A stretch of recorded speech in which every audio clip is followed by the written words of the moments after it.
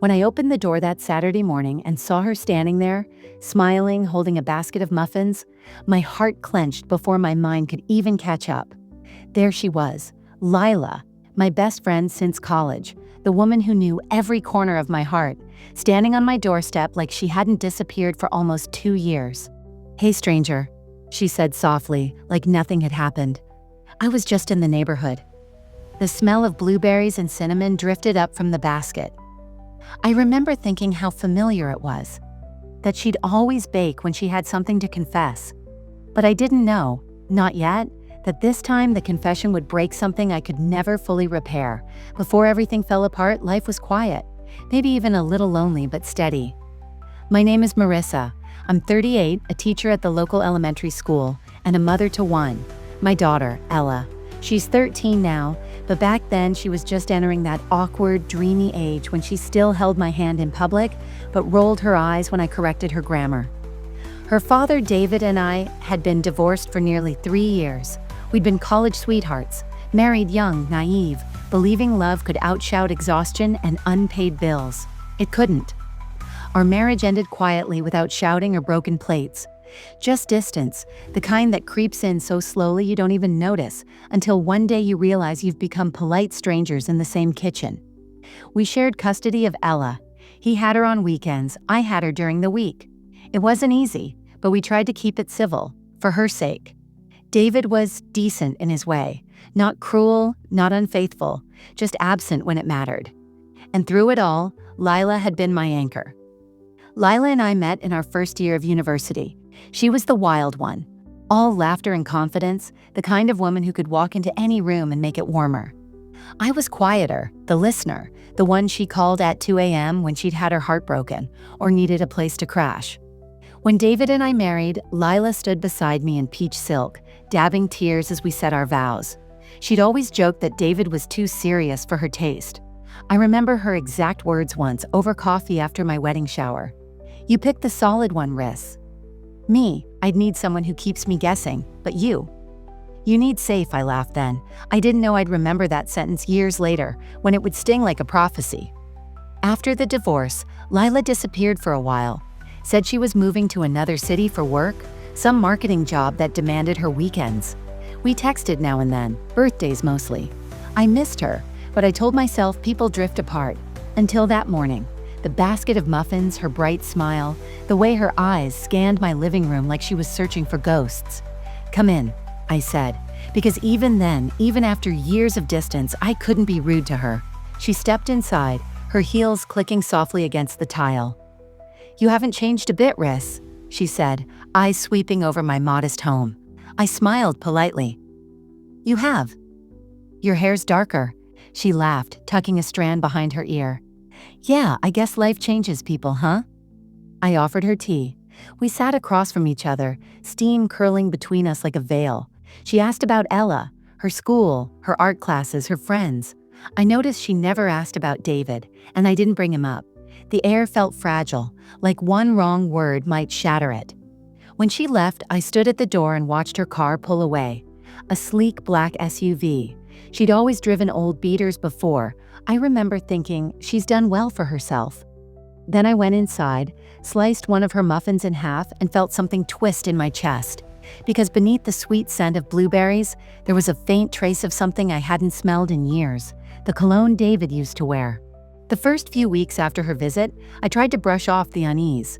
Maybe she'd just found a similar scent somewhere. Maybe I was imagining things, reading ghosts into coincidences. But then small things began to happen. Ella came home one Sunday with a new silver bracelet, delicate, expensive looking. "Where'd you get that?" I asked. "Dad's friend gave it to me," she said casually. "His friend?" She shrugged, flipping through her phone. "Yeah, Aunt Lila. She's really nice. She says she used to know you." My stomach dropped. "Lila?" I repeated, trying to keep my voice calm. "When did you meet her?" "Last weekend. She came over when Dad made pancakes. She said she's helping him with some work stuff." I managed to smile. "That's nice." But that night, when Ella went to bed, I sat alone at the kitchen table, staring at the half-finished mug of coffee, my fingers trembling slightly. Lila was seeing David. I told myself there could be an explanation, that they'd just reconnected through me, maybe a casual friendship. But deep down, something old and familiar, that instinct women develop after years of reading silences, told me the truth. She hadn't just come back to say hello, she'd come back because she was already inside my life again, in a way she shouldn't have been. I started noticing small clues. Lila's Instagram, once filled with beach trips and cocktail selfies, was suddenly private. David, who'd never been one for social media, now posted photos of home-cooked dinners and family weekends, always careful not to show who was behind the camera. But in one photo, a corner of a bracelet appeared. Silver, with a tiny heart charm. The same bracelet Ella now wore. It's strange how betrayal doesn't explode all at once.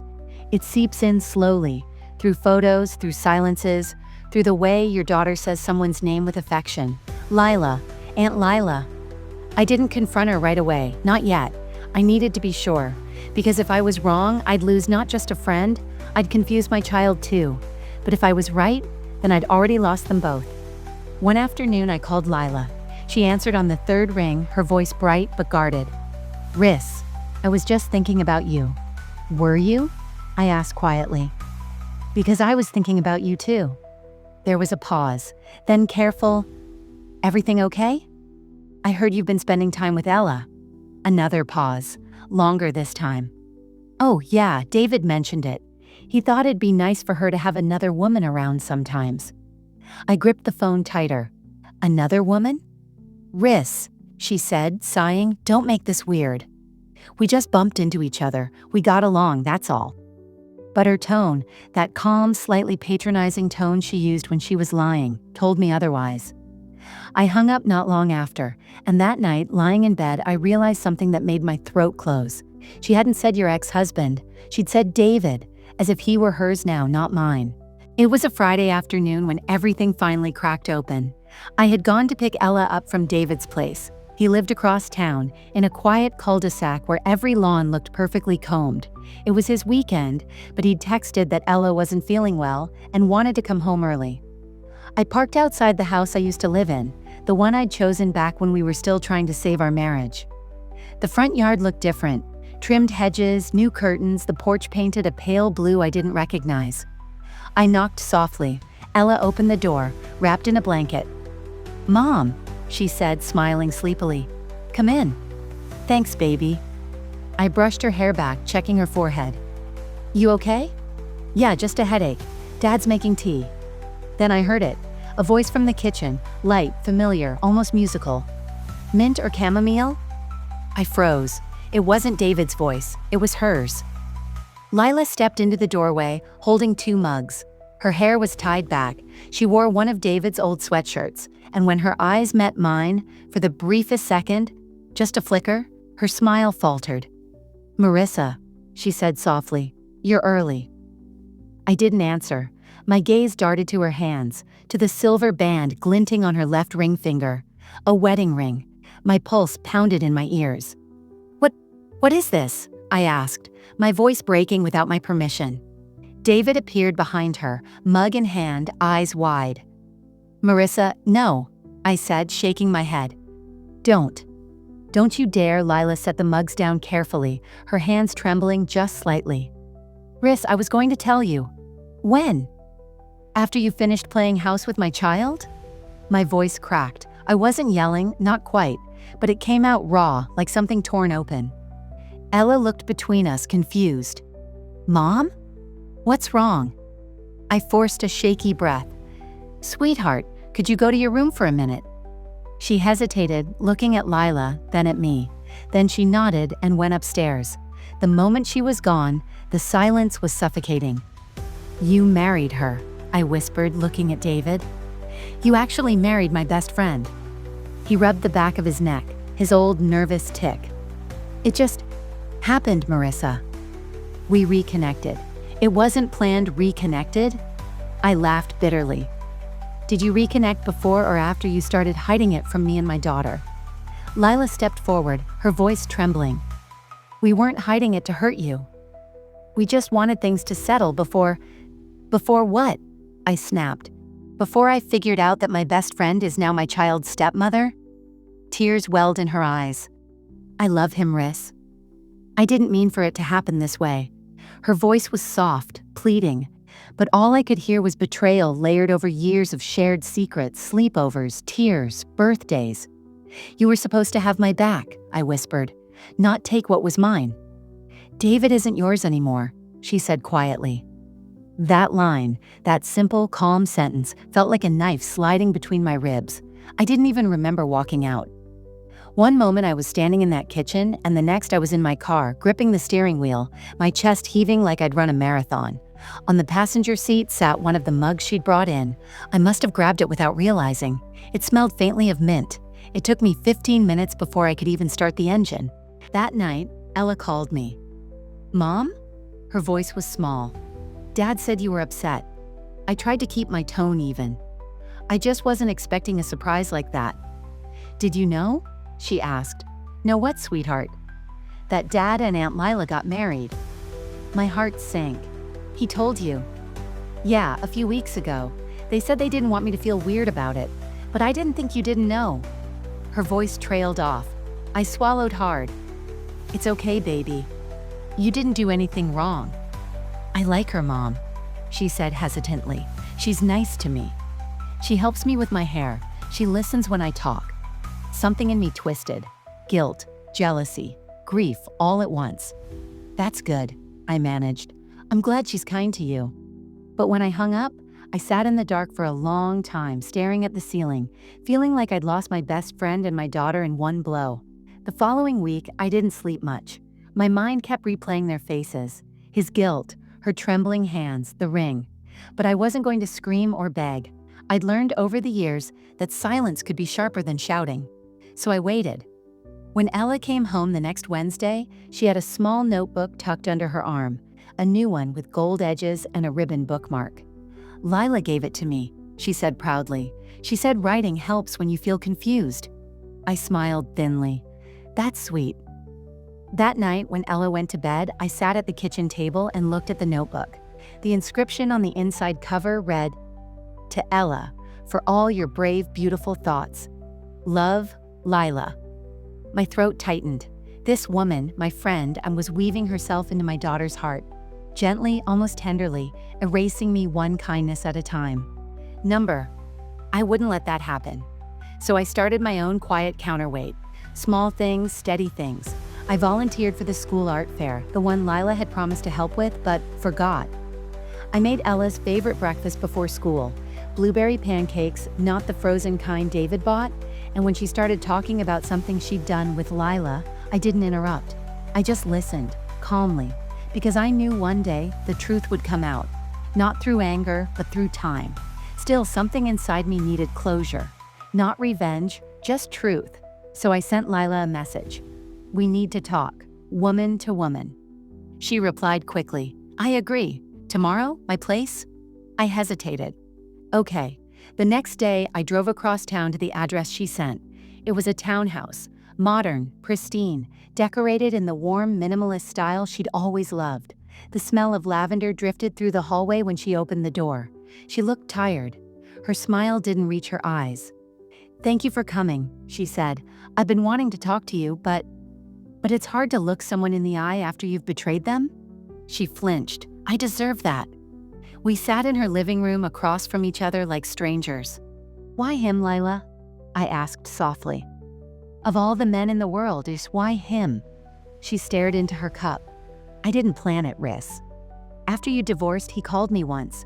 He was lonely, confused. We started talking and it just grew. And you never thought to tell me? She looked up, eyes glassy. I was going to. But every time I tried, I told myself it would only hurt you. You'd think I'd stolen him. I let out a hollow laugh. You did steal him. Tears spilled down her cheeks. I love him, Marissa. I really do. A face that had once laughed beside me at coffee shops, shared secrets under starlight. She looked small now, almost frightened. And suddenly I realized something painful but clear. She wasn't my friend anymore. She was just another woman who'd made choices I couldn't forgive. After that meeting at Lila's townhouse, something inside me went quiet. Not numb, not exactly, just quiet. I drove home through a soft drizzle, windshield wipers squeaking in rhythm with my thoughts. I realized I wasn't angry anymore. I was done being angry, because anger still meant I cared what she and David did. And I didn't, not in the way I used to. What I cared about was Ella. But life has a cruel sense of timing. Just when you think you've accepted something, it hands you another test. It was during the school's spring family open house, the one I helped organize. Parents and teachers mingled around booths. Kids showed off art projects and science experiments. I was working the bake sale table when I saw them. David and Lila, hand in hand. They walked in together like any married couple, matching smiles, coordinated outfits. Lila wore a simple cream dress, her hair pinned up neatly, and David had that easy confidence he'd never shown when we were together. People noticed them. Small-town eyes always do. Whispered speculation rippled through the crowd, like wind through dry grass. Someone beside me murmured, "Isn't that Marissa's ex? And her friend?" I pretended not to hear. Ella ran up to them, squealing, "Dad!"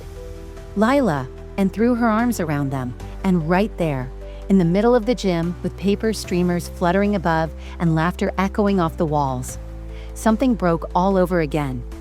Because she didn't run to me, she ran to them. Later, as we all stood watching the kids perform a short skit, one of the teachers, Mrs. Patel, leaned toward me. "You okay?" she whispered. I smiled tightly. Of course. Why wouldn't I be? She gave me a look, kind but knowing. You don't have to pretend around me, you know. People talk, but I've seen how you carry yourself. With grace. That's rare grace. The word stayed with me. That night, when Ella went to bed, she showed me a drawing she'd made, her family portrait. It was simple, 4 stick figures, her, David, Lila, and me. But what caught me was the placement. I was standing a little to the side, away from the other 3. "Why am I over there?" I asked gently. She blinked. "Because you're the one who watches over us." I wanted to cry. In her innocence, she'd drawn the truth. I was still part of her life, just not at the center anymore. I was the quiet presence in the background, holding everything together without being seen. And maybe that's what motherhood really is, loving from the edges, even when it hurts. Weeks passed. I thought things would settle. But then came the custody modification letter. David wanted more flexibility, which translated from legal language meant more weekends, more holidays, and more time with Lila. When I read the letter, my hands shook so badly I had to set it down. I called him immediately. "What is this, David?" He sighed on the other end. "It's not what you think, Marissa. It's just to make things easier for Ella easier, or easier for you two. She's happy here," he said. "She has her own room." Stability. You work long hours, and don't you dare use my job against me. I've been the stable one since the beginning, and you know it. His tone softened, but it didn't help. "We're not trying to take her from you. We just want her to have a full family experience." I felt my chest tighten. "She already has a family." "Me, Marissa." I hung up before he could finish. The custody hearing wasn't dramatic. No shouting, no tears in front of the judge. Just polite legal language and quiet heartbreak. Their lawyer emphasized the positive maternal influence Lila had provided. Mine emphasized consistency, emotional safety, and school performance. In the end, the court decided there'd be no change. Joint custody as before. A small victory, but it felt hollow, because no piece of paper could protect the space in Ella's heart that Lila had already claimed. The whispers in our community eventually grew louder. "Did you hear?" Someone would whisper at the grocery store. "Her best friend married her ex-husband." "I can't imagine," another would reply. Sometimes I'd catch them glancing at me, curious, pitying, judgmental, but I kept my head high. I still volunteered at school, attended church bake sales, smiled when people whispered. And slowly, very slowly, the whispers faded. Because I didn't feed them. I refused to give them more drama. Instead, I focused on what I could control. Being the mother Ella needed, not the ex-wife or betrayed friend everyone else wanted to gossip about. One Sunday afternoon, about 3 months later, Lila showed up at my door again. No muffins this time. She looked pale, thinner, her eyes rimmed red. "Can we talk?" she asked quietly. I hesitated, then nodded. "Come in." We sat at the same kitchen table where she'd once shared tea and laughter. This time, there was nothing warm between us. She took a deep breath. "David and I are separating." The words landed like a dull thud. I blinked. "What?"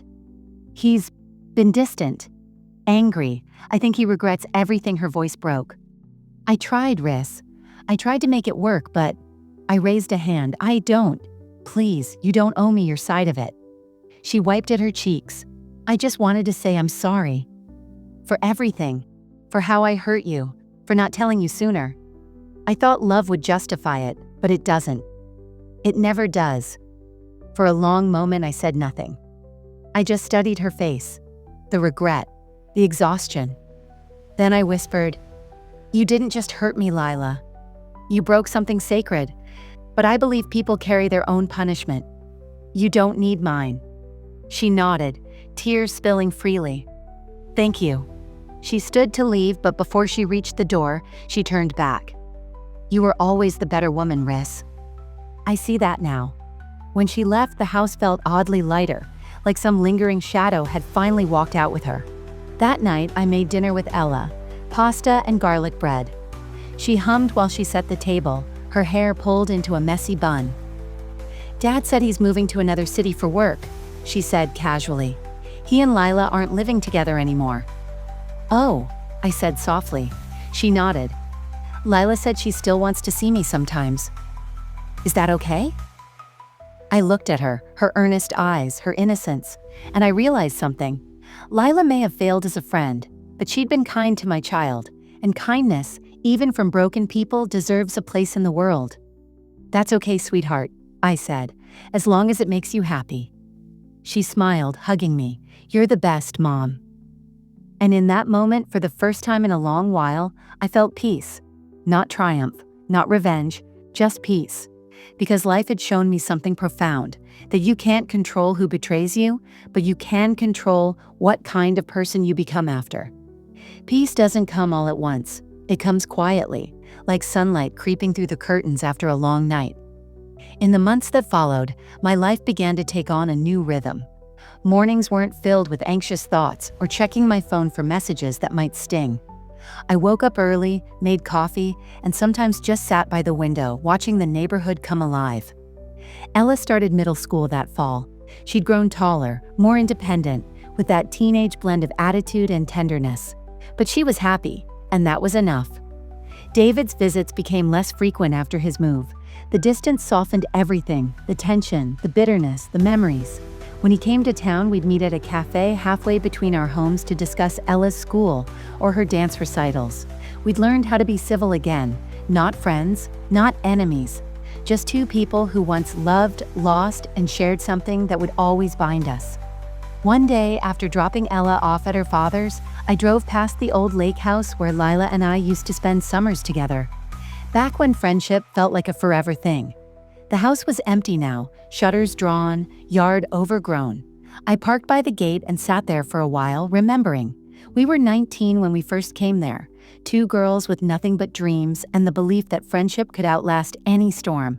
We'd sat on that porch talking about life, love, and how we'd always have each other's backs. And now here I was, decades later, realizing that sometimes forever just means for as long as it's meant to. That night, I took out an old box from my closet, one I hadn't touched in years. Inside were photographs, Lila and me at graduation, holding hands and laughing. David and me on our wedding day. Ella's first birthday, with Lila standing beside me, helping cut the cake. I sat on the floor, the photos spread around me, and I cried, but not from pain. It was grief mixed with gratitude. Because even though things ended painfully, there were still good memories, real ones, that didn't need to be erased. I realized something that night, something I wish I'd known earlier. Forgiveness isn't a gift you give to someone else. It's a release you give yourself. So I took a deep breath, gathered those photos, and placed them in a smaller box labeled before. Then I took a fresh box, labeled it now. In that one, I put a photo of just Ella and me at her last recital. She was smiling wide, her arms open in mid-dance, light catching in her hair. That was my now. That was my peace. Months later, I ran into Lila again. It was at the grocery store of all places, the frozen food aisle. She looked better, softer, calmer. We both froze when we saw each other, then laughed awkwardly. "Hey," she said, shifting her basket. "Hey, how's Ella?" "She's good." "Growing fast." "That's good." She nodded, her eyes lingering on me for a moment. I started volunteering at the animal shelter." "That sounds nice." "It is." She smiled faintly. "Helps me stay grounded." We stood there for a moment, two women bound by a history neither of us could rewrite.